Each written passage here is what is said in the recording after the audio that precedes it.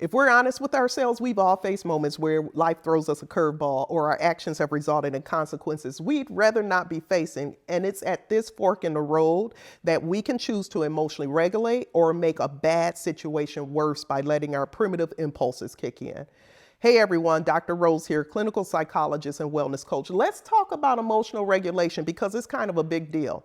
Emotional regulation determines if you will be able to pick yourself up after a fall or if you dig a deeper hole around yourself that collapses faster than a house of cards. Emotional regulation is our internal traffic signal that stops us from running emotional red lights and crashing into chaos. It's that pause button that says, hey, I might be feeling hopeless and out of control right now, but I'm not going to let it hijack my actions. In the case of Michigan's football coach, it's pretty clear. His inability to emotionally regulate after his firing to hit that pause button turned a messy situation into a full-blown emotional avalanche.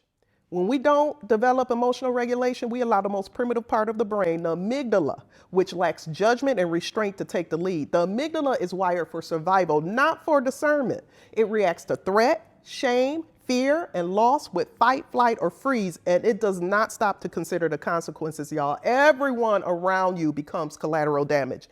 Emotional regulation, on the other hand, happens when the prefrontal cortex, the part of our brain responsible for reasoning, for impulse control, empathy, and long-term decision-making, stays online to run the show. Emotional regulation is the difference between reacting and responding. It's the difference between listening to the devil on one shoulder and the angel on the other shoulder. It's the difference between imploding or choosing a healthier path, one that won't leave your life in shambles, you behind bars or 6 feet under. So the next time you hit a rough patch, remember, check that emotional traffic light. Stop and pause for as long as necessary. Emotional regulation can transform what may feel like an irreparable disaster into a temporary detour.